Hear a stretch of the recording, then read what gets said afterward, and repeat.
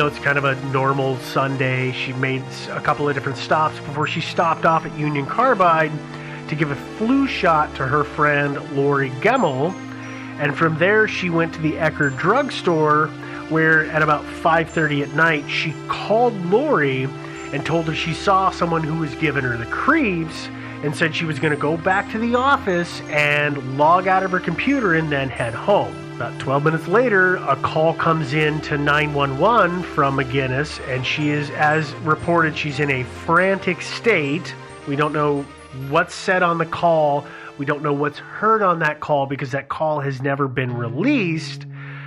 But that's the last contact that anybody can, recorded contact of Mary McGinnis. And we don't know if she logged out of her computer. We don't. So we don't know if she probably didn't make it to work, but maybe she I would did. presume her work was about a 5+ mile drive away from the Eckerd, if I remember right. Or no, where she was found was at least a 5-minute or more drive from Eckerd. So for her to have been able to get back to work and then to that spot seems like a stretch to think she'd ever got back to work. Yeah, or she got back to work, logged out, back to the parking lot, then called 911. That doesn't really matter. I was just wondering how close, if any, she got to work at all. I don't think that she did. McGinnis's husband, Mike Morris, he reported her missing that evening when she didn't come home. He said that he tried to call her continually, but he never got an answer. And it was ringing. It wasn't straight to voicemail. It was ringing, okay. And then would eventually. You know what? Actually, I don't know that it ever actually went to voicemail, based on some stuff we're going to talk about in a bit. And now, when Mike called, he called 911 also to report her missing?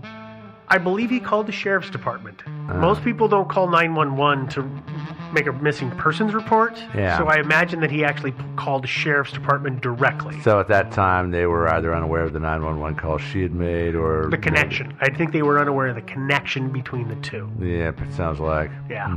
We don't know exactly what happened from the time that 911 call ended and until the time of her death. What we do know is that the next day, someone spotted McGinnis's Dodge Intrepid on West Little York Street, which is near Highway 290, so it's kind of a cloverleaf and offshoot. Yeah, you totally know that area. The car was found, like I said, it was less than 5 miles away from where the drugstore that she had talked to Lori was at, the Eckerd. And when officers found her body, it was in the car with the passenger's door open. It was apparent that she had been beaten, but the scene was staged to look like she had committed suicide. Or she did commit suicide. Maybe. Yeah. The gun that was in her hand, the gun that was used to kill her, whether she did it herself or someone else did, was the family's gun. It was registered to her husband, Mike. And forensic tests would later confirm 2 different things. 1, that she had been gagged, and 2, that she had indeed been, as I said, shot with that specific gun. So they had done ballistics to confirm that was the one that did it. And shot where? In the head. Like under the throat, between the eyes, in the back of the head? To look like... So I don't know the exact location because that is not given away in any of the reporting. But to be apparent, to stage like a suicide, it has to be either under the chin or through the side of the temple. Would be my guess. Or in the mouth, maybe. Yeah, that's I consider that and under the chin very similar. But yes. Yeah. So those are the things, but it's staged to be like a suicide. We can guess it probably wasn't in the mouth if she was gagged. If she was gagged and then shot and the gag was removed, yes. If the gag was removed and then she was shot, no. All right. Yeah. So they were able ordering. Yeah. So she wasn't gagged when they found her body, though, right? They just were able to tell from ligature marks that she had been gagged previously. Correct. Okay. They could tell she had been hit a number of times. That's why it's referred to as being beaten. Yeah. And that she had a gag in her mouth at some point before her death. And then time of death was determined to be what? Do not know. I'm guessing the window is somewhere shortly after the 911 call. I mean, for all I know, any of us know, the 911 call recorded the shot that killed her. Don't know. but I think it's always presumed that it's right around the time frame, that 5:40 time frame. I think 5:42 is the log time of the 911 call. One would guess that there would be mention of the shot that killed her being heard on the 911 call. I don't know. So the thing with the 911 call is that the law enforcement agency, the sheriff's department, said it was so disturbing that they did not want to release it and its contents to the public. Okay, so well, maybe it is the shot. Yeah. I can't say. Yeah.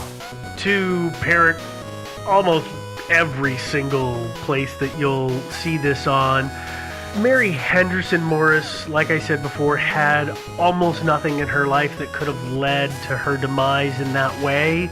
Mary McGinnis Morris, however, did have a number of different things that could have led to the scenario where she lost her life. So let's talk about several of the things in Mary McGinnis Morris's life that seem to point suspect at who or what may have caused her death. Okay. The first one is a gentleman by the name of Dwayne. I'm not going to use his last name. You can find it on the internet if you really want, but he's gone through a lot about this. But sometime in the beginning of 2000, Union Carbide hired a male nurse, and to what degree I don't know this took place, but apparently he and McGinnis did not get along and they clashed. Well, it sounds like actually they were friendly at first, but things kind of went south, maybe? Yeah, there are things about her that seem a bit prickly in times, so I could see how that could be. I don't know. That's the hard part, is that when it becomes a he said, she said scenario, after events like this take place. But the long and the short of it is that they did not get along. I don't know whether it was that he questioned her in front of other staff, or if he went around her directly to upper management and questioned her ability at her job. But either way, they were not on good terms. She was not happy with him. McGinnis had told people after their spats were going on and all of the tension, she had told people that she believed that Dwayne was capable of hurting her. Well, of course he was. He was a guy. Well, there's that. And according to her husband, Mike, it's around the time that all of the clashes were happening that she asked him for his gun as well as lessons, and then started carrying that gun in the car with her underneath the seat. And that was according to just Mike, or according to... So other people knew that she was carrying the gun. Okay. This is this thing that I don't get sometimes, is people are carrying a gun for their protection, and they tell everybody they've got the gun there. Yeah, I would tell somebody I had a gun hidden in my car, tell them where it is and all that stuff. Yeah, so, but yes, people knew that she was packing. She also had told people that she was going to stop carrying the gun, but Mike says that she never said that to him, and he, as far as he knew, she had no intention to stop carrying that. The tension between Dwayne and McGinnis reached a climax on the 13th of Friday in 2000 when she came into her office and she found that things were wrong. And by that I mean, depending on the accountings, she found some of her stuff had been moved around and the pictures on her desk had been turned around. Or there's other accounts that basically imply that her desk was completely and utterly destroyed and everything was knocked around. Cool. It's kind of psycho. It's up to you to, yeah, well, it depends on how they're trying to portray Dwayne, I feel. But the thing that really gets Dwayne in trouble here is that written on a desk calendar on another desk, which we have to presume is his, are the words, "death to her."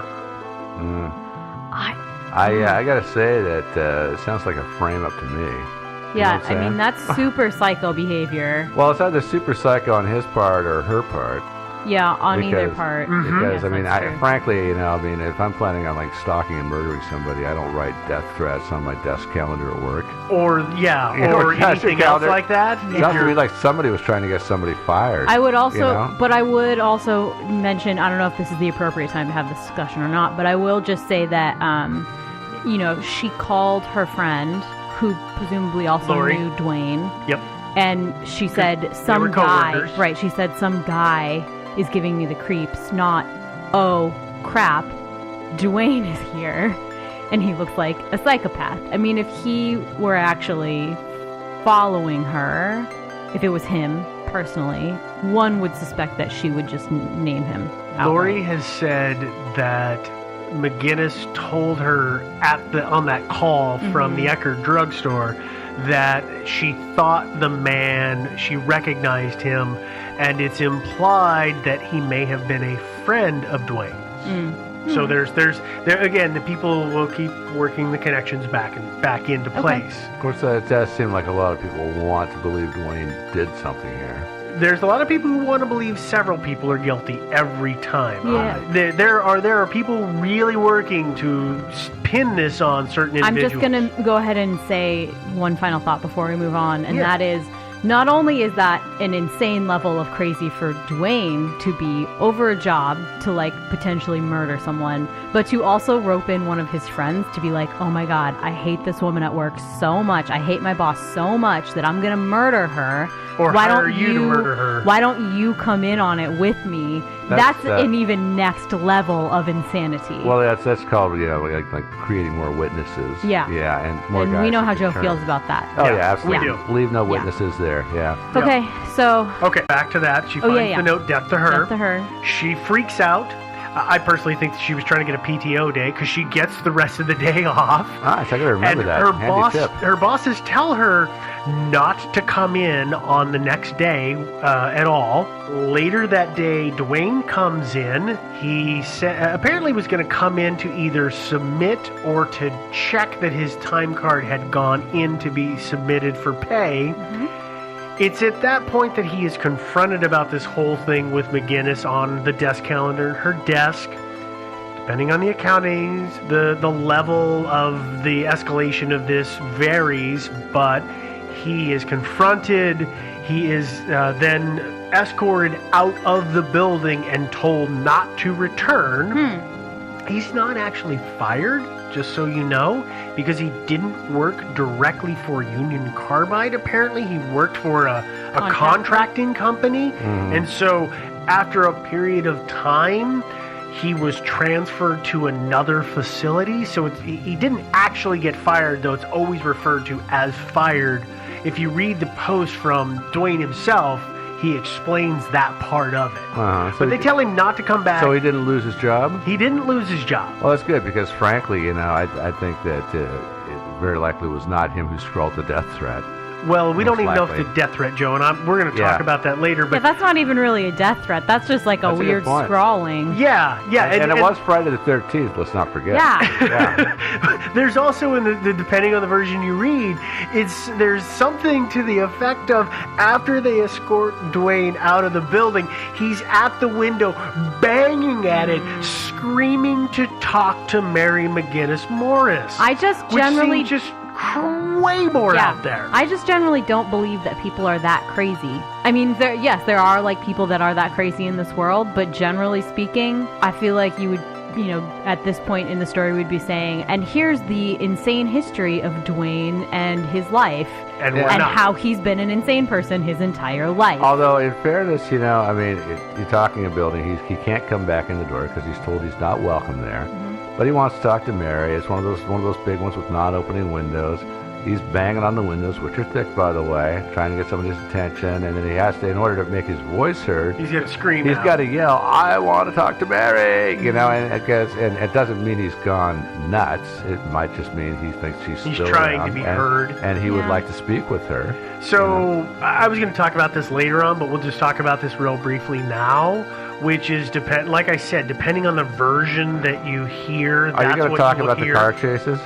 No, there's no car chases. No, there were actually reportedly like about 17 high-speed car chases in the Houston area. A lot of explosions, 3 buildings burned to the ground about this time. You didn't hear about any of this? This is part of the whole killer cyborg from the future theory. You're not going to talk about that at all? No. Oh. No, I'm not. Oh, okay, fine. No, what I was going to talk about was... We'll talk about it later then, for Christ's sake. Okay. No, what I was going to talk about is the fact that Dwayne has been very vocal, and he's gone on the internet about this, but what seems to have prompted him to do so is the fact that this particular story was covered by Unsolved Mysteries back in 2002. And yes, I know, I did 2 Unsolved Mystery episodes in a row. I'm really trying to screw with people until they're all available on the internet, so Amazon take the hint.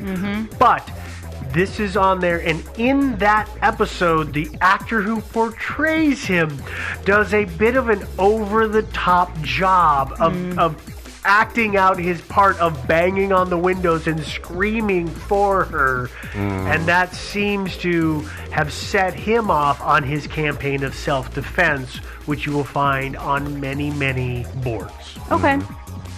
All right, well, let's move forward from that possible reason that would have created the situation that Mary McGinnis Morris could have been killed. And so Dwayne wanted to, murder her. For everything that happened at the job. The second possible thing in her life that could have set this situation up is potentially a affair and a marriage that was on the rocks. When Mike and Mary McGinnis Morris moved to the area, like I said, she came for that job. Her husband, Mike, didn't, and I don't know if he had a job and he lost it or he just never got one, but he seems to have had some issues in securing employment for 2 years. Well, that's a long time. It is, and that does some terrible things to a person when you're trying to find work for that long. Oh, yeah. They have a teenage daughter, so I know that he probably spent a lot of time with their daughter because he could. But there is also accusations of infidelity. He suspected that his wife was having an affair, and he says when he confronted them, they looked him in the eye and convinced him that there was nothing untoward going on. Yeah, sure. They? They.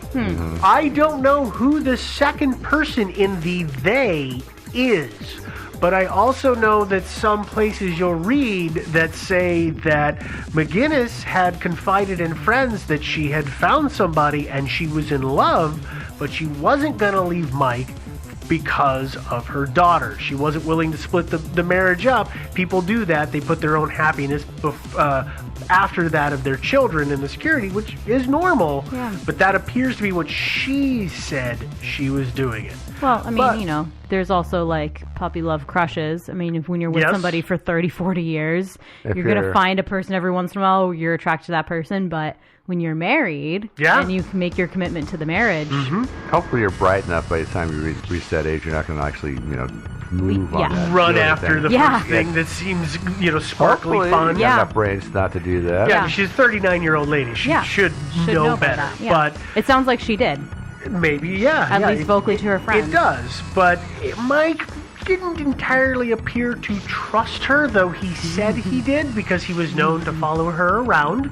I know which you is think not that's creepy at all. I think sign of a very normal, loving relationship. Yep. I do it to my wife all the time, honey. It's not really me, I swear. Okay. I'm gonna have to have a little conversation with your wife. Yeah, don't do that. Actually, with the modern electronic devices, you don't even need to follow people around physically anymore. You can really monitor the crap out of somebody. Yeah, you really just can. through their phone. Yeah, and what's that little cameras. thing you put on your keychain? You can just toss that in somebody's car and track it. Yeah. Yeah. You don't even need to do that. You just have to convince them it's a good idea to have the Find My Friends part activated. Oh, yeah, that's true. That's true. Well, I'm really Super dumb. easy. I'm really bad at convincing people to use other technology, so hiding technology is my That's my a lot avenue. easier way to go. Yeah. Okay, final thing, whether it is Mike or somebody else, which it possibly could be, the final thing about Mary McGinnis Morris that could have put her into this situation is that she had a rather sizable life insurance policy. It was somewhere, depending on the source, between $500,000 to $700,000. What is that in today's money? Like $505,000. Yeah, actually, Joe's pretty right. There's Yeah, not okay. much between Maybe then a and little now. more. It was only the year Okay. 2000, so it's not that fast. That's It's almost a 20 years difference. ago. Just No, so there you is know. a difference, though. Yeah. But it's not a huge difference. Yeah. Not as huge. Yeah. Now, why exactly? I mean, well, it seems pretty obvious why that would matter, but we're going to delve into some of the reasons of why that $500,000 to $700,000 really could have been really, really important here. Well, geez, I wonder why. Yeah, exactly. Yeah. So